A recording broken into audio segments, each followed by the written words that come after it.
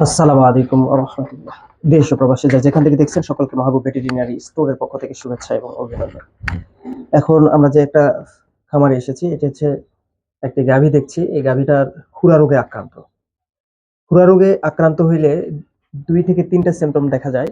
তার মধ্যে এগোটা যে সিম্পটম দেখা যাচ্ছে সেটা হচ্ছে মুখ দিয়ে প্রচুর পরিমাণে লালা আসতেছে এবং ফেনাযুক্ত। এটা যখন আসবে তখন বুঝতে হবে যে মুখ ছিলে গেছে, ফোস্কা পড়েছে, তখনই এই সিম্পটম গুলো দেখা যায়।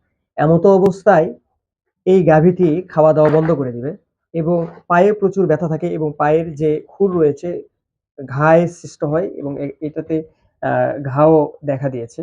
তবে এমতো অবস্থায় আমরা যে চিকিৎসাগুলো দিব, তবে চিকিৎসা দেওয়ার ক্ষেত্রে আমরা সর্বোচ্চ সাবধানতা অবলম্বন করব এবং ভেটেরিনারির পরামর্শ অনুযায়ী আমরা চিকিৎসা প্রদান করব ইনশাআল্লাহ। এখন যে গাভীটি আপনারা দেখছেন, সেই গাভীটি প্রচুর পরিমাণের স্যালাইভেশন হচ্ছে।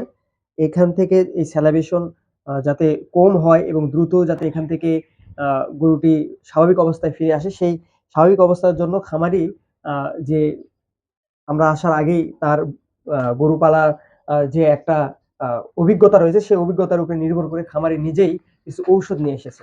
আসেন, আপনিও কাছে আসেন। আপনিও আসেন। খামারি নিজেই এই ঔষধগুলো নিয়ে আসছে। তার ভিতরে হচ্ছে এফএল কেয়ার। এফএল কেয়ার অত্যন্ত ভালো একটা ঔষধ। এটা আমরা সাজেস্ট করার আগে খামারি নিয়ে এসেছে। কিন্তু এটা আসলে একটি ভালো একটা ঔষধ। আ এটা মূলত মুখ, আ ঘা এবং শরীরে ক্ষত আ ঘা শুকাতে খুবই ভালো একটা কার্যকরী একটা ঔষধ।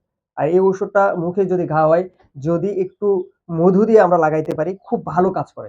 খুরা রোগের ক্ষেত্রে এইটা আমরা সর্বোচ্চ সাবধানতা অবলম্বন করব এবং যত্নের কোনো বিকল্প নেই। আরেকটি ঔষধ সেটা হচ্ছে জীবাণুনাশক এফএমডি কিউরভেট। এটিও খুরা রোগের জন্য চমৎকার একটি কাজ করে। এটিও খুবই ভালো কাজ করে থাকে এই খুরা রোগের জন্য।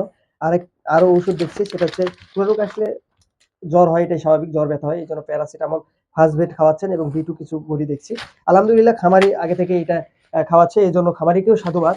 তবে আমরা প্রতিনিয়ত গরুকে যদি জ্বর বেশি আসে তাহলে ভিজা কাপড় দিয়ে গা মুছ করে দিব। আরেকটা জিনিস হচ্ছে এখন এই যে দাঁড়াইতে কষ্ট হচ্ছে, যদি একটু রাবার ম্যাট দেওয়া যায় তাহলে খুব ভালো হয়। তাহলে দাঁড়াইতে একটু সুবিধা হবে। আরেকটা বিষয় সেটা পটাশ পানি। পটাশটা খুবই হালকা করে গোলায় নিতে হবে এবং ওই গোলানো অবস্থাতেই আ পানি দিয়ে দিতে হবে। আরো আপনার গরু রয়েছে, এগুলো গরুর জন্য খুবই রিস্ক। আ কারণ এটা হচ্ছে ছোঁয়াচে একটা রোগ, ভাইরাস জনিত রোগ। যেকোনো মুহূর্তে একটি গরু থেকে আরেকটি গরুতে ছড়ায় পড়ে। আমরা পারতপক্ষে চেষ্টা করব যাতে দ্রুত গাভীটি সুস্থ হয়ে যায়। সেই জন্য যত ধরনের আমাদের সাপোর্ট দেওয়ার দরকার এবং পরামর্শ দেওয়ার দরকার ইনশাআল্লাহ আমরা দিব।